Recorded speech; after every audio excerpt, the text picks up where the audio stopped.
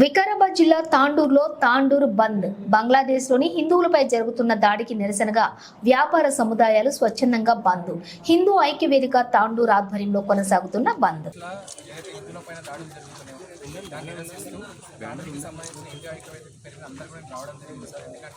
ఎక్కడైనా కూడా టార్గెట్ చేసి మరి హిందువులనే చంపుతూ ఉన్నారు, ఇవన్నీ చేస్తూ ఉన్నారు. కాబట్టి ప్రపంచంలో ఎక్కడ కూడా హిందువులపై ఈ రకమైన దాడులు మళ్ళీ జరగద్దు. వాళ్ళకు సంఘీభావం తెలుపుతూ ఉన్నాం. వాళ్ళ ఆత్మకు శాంతి చేకూరాలని మొట్టమొదటి శాంతియుతంగా ర్యాలీ చేసి మీరు యాజ్ ఎ లా ఆఫీసర్ ఉన్నారు కాబట్టి మీకు రిప్రజెంటేషన్ ఇస్తున్నాం సార్. మీ త్రూ గవర్నమెంట్కి కావచ్చు, సెంట్రల్ గవర్నమెంట్కి కావచ్చు, అక్కడ కూడా ఎదుర్కోవాలని మా ఉద్దేశం సార్.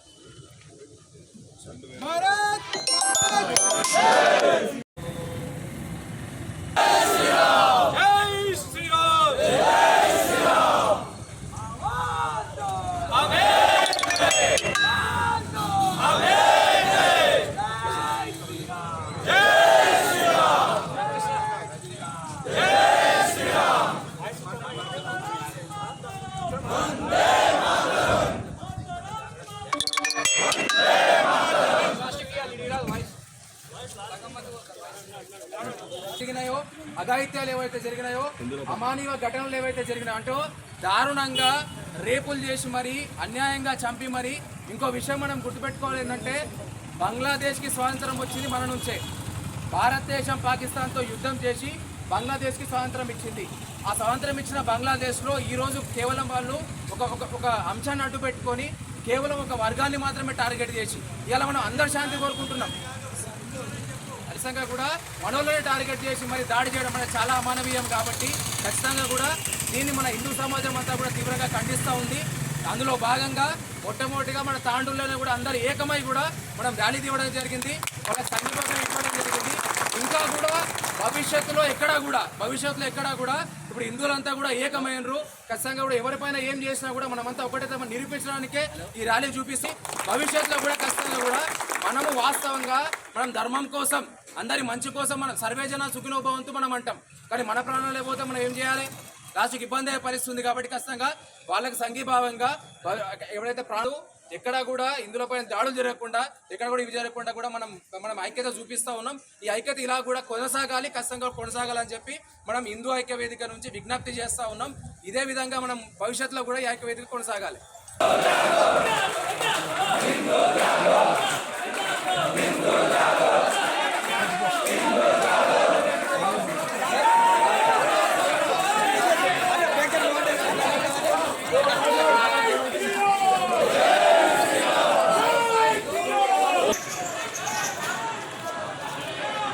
దాడుకు నిరసనగా హిందూ ఐక్య వేదిక పేరు మీద తాండూరులోని వివిధ సంఘాలన్నీ కూడా, అన్ని వ్యాపార సంఘాలు, ఇతరత్ర స్వచ్ఛంద సంస్థలు, వివిధ పార్టీలకు అతీతంగా అందరూ కూడా ఈ కార్యక్రమంలో పాల్పంచుకోవడం చాలా శుభసూచకం.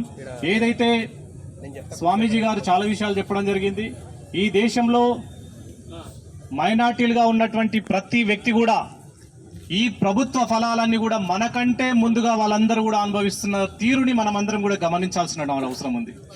ప్రపంచంలో ఏ దేశంలో కూడా ఇంత శాంతియుతంగా ఇన్ని రకాల ప్రభుత్వ వసతుల చేత సొంత కుటుంబ సభ్యుల్లాగా మనమందరం కూడా ఈరోజు మైనార్టీలని, అన్ని రకాల వాళ్ళని, ముస్లింలను కానీ క్రిస్టియన్స్ కానీ మన కడుపులో పెట్టుకొని చూస్తున్నటువంటి పరిస్థితులు ఈ దేశంలో ఉన్నప్పటికీ కూడా మనం మైనార్టీగా ఉన్నటువంటి బంగ్లాదేశ్ ఒకప్పుడు మన భూభాగమే అయినప్పటికీ కూడా, పాకిస్తాన్లో కావచ్చు, బంగ్లాదేశ్లో కావచ్చు, విచక్షణ లేకుండా అనేక రకాల అత్యాచారాలు చేస్తుంటే ఇక్కడ ఉన్నటువంటి కుహనా శక్తులు, ప్రధానంగా మనం గతంలో అనేక సార్లు చూసినాం.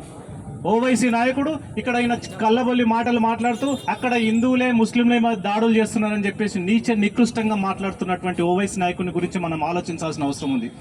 అత్యంత పవిత్రమైనటువంటి పార్లమెంటులో ఈ దేశాన్ని కాకుండా